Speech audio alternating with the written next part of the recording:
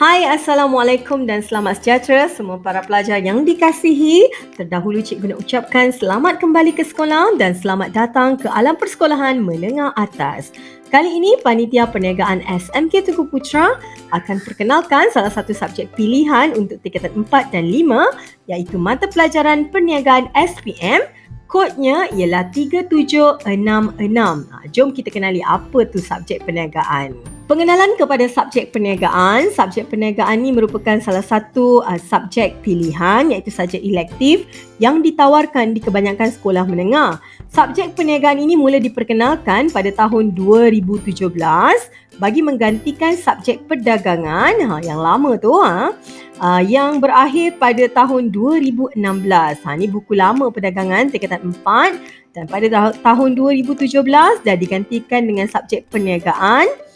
Dan buku baru ni namun isi kandungan pembelajaran perdagangan dan perniagaan kebanyakannya tidak sama dan memang sangat berbeza.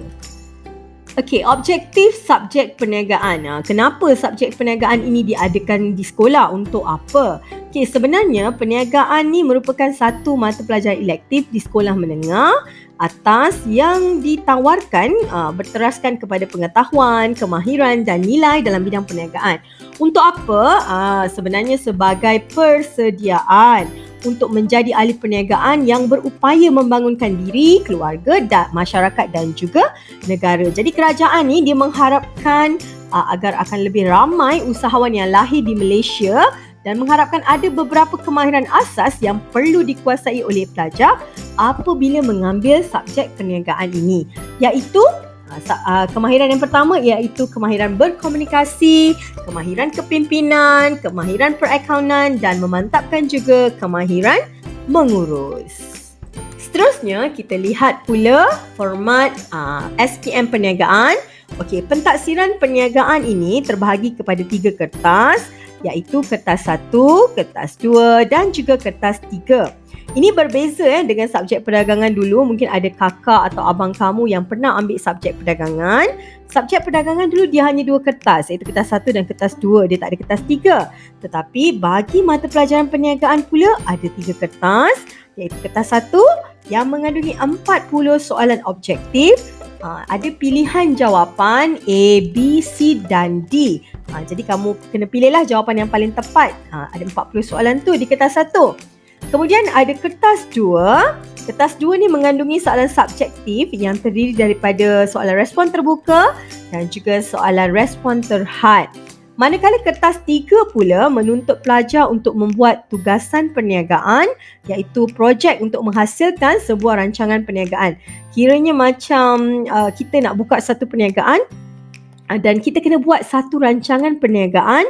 Kita kena kira kos, kita kena rancang pentadbirannya, berapa pekerja kita dan sebagainya.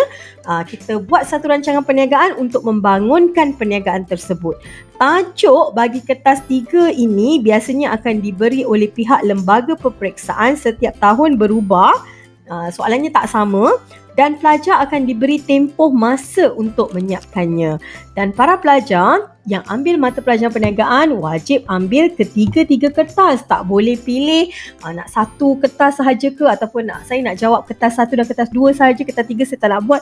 Tak boleh. Kertas 1 dan kertas 2 ni kita akan duduki dalam peperiksaan lah. Okey, manakala kertas 3 pula yang projek ni akan dilaksanakan oleh pelajar semasa di tingkatan 5. Dia akan beri tempoh dalam lebih kurang 3 bulan untuk menyiapkan satu-satu projek tersebut. Kita lihat secara lebih terperinci format peperiksaan pentaksiran perniagaan. Kita dapat lihat di sini kertas 1, kertas 2 dan juga kertas 3. Kita lihat kertas 1 dulu. Kertas 1 mengandungi 40 soalan objektif. 40 soalan ni wajib dijawab oleh pelajar dan jumlah markahnya ialah 40 markah. Tempoh untuk menjawab soalan kertas 1 ialah 1 jam 15 minit dengan wajarannya ialah sebanyak 20%. Manakala kertas 2 pula mengandungi soalan subjektif, respon terbuka dan respon terhad. Dalam kertas ni akan ada 3 bahagian. Dalam kertas 2 tu terbahagi pula kepada 3 bahagian iaitu bahagian A, bahagian B dan juga bahagian C. Okey, bahagian A ada 6 soalan, murid dikendaki pilih 5 soalan saja. Bahagian B pula ada 3 soalan, murid dikendaki pilih 2 saja yang merangkumi 20 markah. Manakala bahagian C iaitu soalan tentang kajian kes dan murid wajib jawab soalan ni kerana markahnya ialah 20 markah. Jadi jumlah keseluruhan markah bagi kertas 2 ialah 100 markah dan tempoh menjawab bagi kertas 2 ni ialah 2 jam 15 minit dengan wajarannya sebanyak 60%. Tadi wajaran objektif, soalan objektif 20% kan? Manakala kertas 2 pula 60%, jadi baru 80%. Dan akhir sekali kita akan ada kertas 3 iaitu tugasan perniagaan di mana para pelajar dikendaki untuk membuat projek perniagaan pada suatu tempoh tertentu, lebih kurang 3 bulan tu. Jadi jumlah markah sebanyak untuk satu projek tu markahnya ialah 80 markah. Kalau kita convertkan menjadi wajarannya, lebih kurang kita dapat 20%. Jadi jumlah keseluruhan kertas perniagaan ini akhirnya 100%-nya datang daripada kertas 1 wajarannya 20%, kertas 2 60%, manakala kertas 3 pula 20%. Okey, untuk makluman semua, bagi mata pelajaran perniagaan ini bagi kesemua kertas iaitu kertas 1, kertas 2 dan kertas 3, pelajar perlu mengingat, memahami fakta, mengaplikasi dan juga menganalisis serta menilainya. Okey, cakupan konteksnya, apa isi kandungannya, merangkumi bidang pembelajaran tingkatan 4 dan juga tingkatan 5. Ketiga-tiga kertas ini juga mengandungi soalan yang beraras rendah, sederhana dan juga tinggi. Okey, kaedah macam mana kita nak nilai pelajar? Bagi kertas 1 kita gunakan kaedah dikotomus. Jawapan murid akan ditanda berdasarkan pilihan jawapan soalan objektif tu. Kalau betul dapat 1 markah, kalau salah dapat 0 markah. Manakala kertas 2 secara analitik, maksudnya lebih spesifik lah berdasarkan skema jawapan.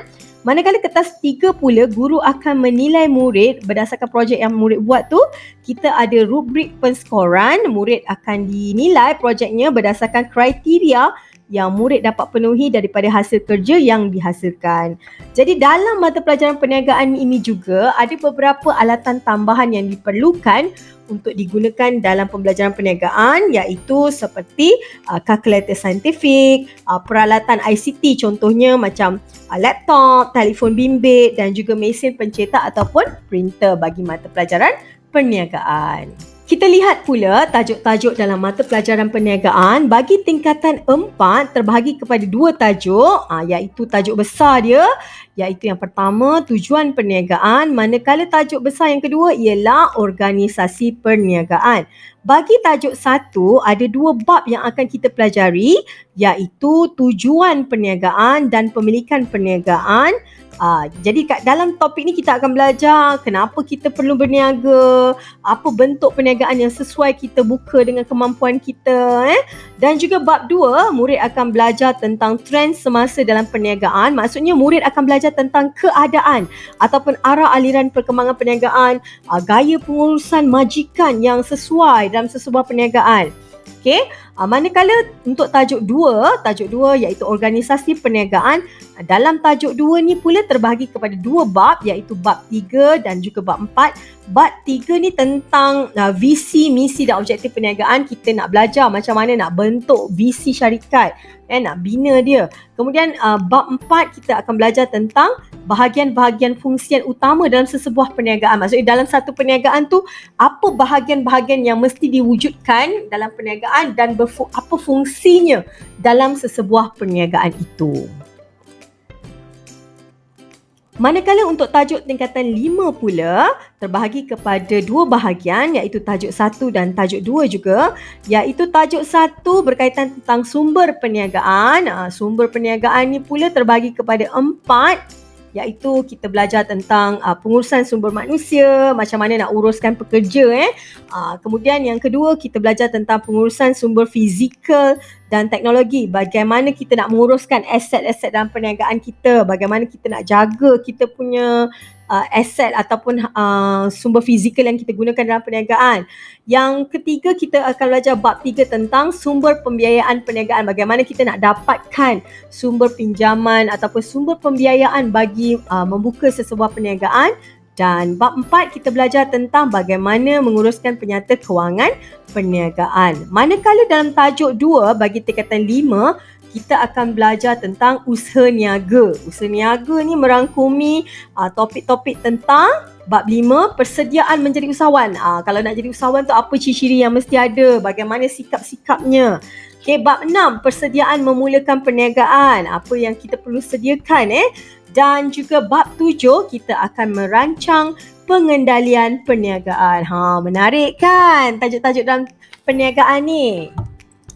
Contoh soalan kertas 3 perniagaan SPM di mana murid perlu menyediakan satu rancangan perniagaan, dan ini pula ialah contoh kerja khusus yang telah dihasilkan oleh pelajar. Ini pula ialah contoh situasi lah bagaimana para pelajar begitu tekun dan fokus semasa membuat kerja khusus. Ni kakak-kakak dan abang-abang awak sedang fokus masa ni untuk membuat kerja khusus sesebuah perniagaan yang dipilih.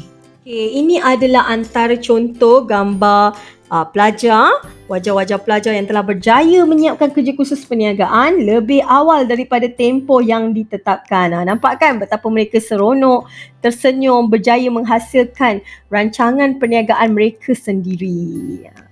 Okay, ada yang bertanya, cikgu, kalau kita ambil perniagaan, ke mana kita nak pergi selepas SPM?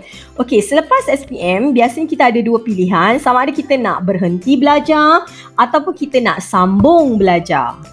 Baik, jika kamu bercadang untuk selepas SPM nak berhenti belajar, mungkin kamu ada beberapa pilihan juga selepas berhenti belajar tu kan. Mungkin kamu bekerja ataupun berniaga ataupun seterusnya berkeluarga.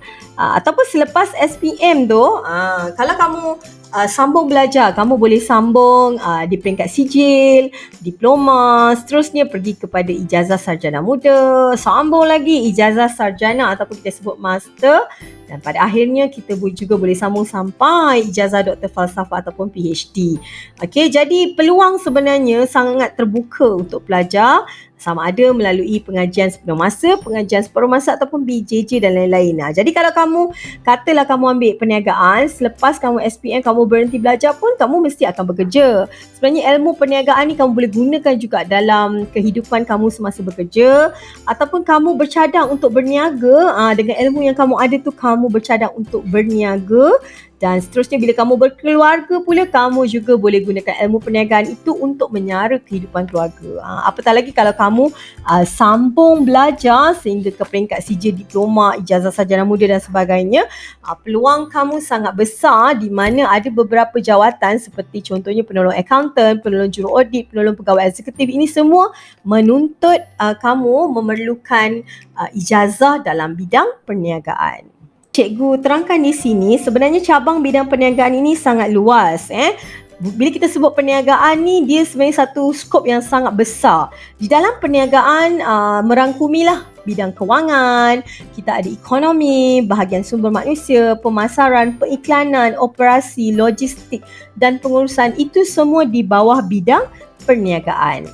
Kalau kita sambung diploma ataupun ijazah, antara kursus yang ditawarkan di IPTA dan juga IPTS, antara kursus yang ditawarkan biasanya ialah pengurusan perniagaan, kita boleh sambung di peringkat diploma dan juga ijazah, pengurusan bank, pengurusan perniagaan, insurans, pelaburan, perniagaan antarabangsa, keusahawanan dan sebagainya. Ini semua di bawah cabang subjek perniagaan. Dan antara universiti yang menawarkan kursus-kursus perniagaan ni contohnya seperti Universiti Utara Malaysia, UiTM, Universiti Pendidikan Sultan Idris, UPSI, Politeknik dan sebagainya. Tengok pula ni, ini ialah slip keputusan SPM yang sebenar pelajar-pelajar yang pernah ambil perniagaan. Ni cikgu ambil beberapa contoh. Kalau kita lihat kat sini, semua dapat cemerlang tinggi, dapat A. Seronok kan? Kamu nak tak result macam ni? Jadi, siapa yang layak untuk ambil mata pelajaran perniagaan ni? Pelajar yang layak untuk mengambil mata pelajaran perniagaan ni ialah pelajar yang biasanya mesti lulus bahasa Melayu dan juga matematik. Yang kedua, pelajar tu biasanya mestilah belajar di kelas perniagaan yang ditetapkan di sekolah kita. Okey, yang ketiga ialah status kehadiran dan kelakuan mestilah baik. Kenapa?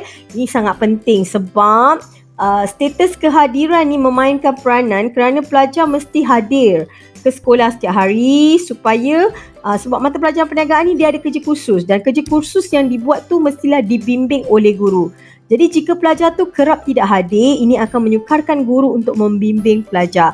Jadi jika berlaku katalah PDPR, kita buat PDPR, pelajar tu juga kena rajinlah ikuti pembelajaran secara Google Meet. Sebab kalau kita tak dapat bimbing secara bersemuka, biasanya guru akan bimbing secara Google Meet. Okey, yang keempat cirinya ialah pelajar tu mestilah rajin dan bersungguh-sungguh. Sebab kalau nak jadi usahawan ni, nak jadi orang bisnes ni, dia mesti rajin. Kan kita tak pernah nampak lagi kan usahawan yang malas. Okey, yang kelima, mestilah pelajar tu seorang yang minat dan fokus serta bersedia menerima cabaran dan perubahan. Jika anda semua memiliki ciri-ciri tersebut, ciri-ciri di atas ni, maka anda lah layak untuk mengambil mata pelajaran perniagaan ini. Dah bersedia ke untuk menghadapi cabaran mata pelajaran perniagaan untuk masa depan? Kalau sudah bersedia, bolehlah mengambil mata pelajaran perniagaan sebagai salah satu mata pelajaran elektif anda. Sekian, terima kasih.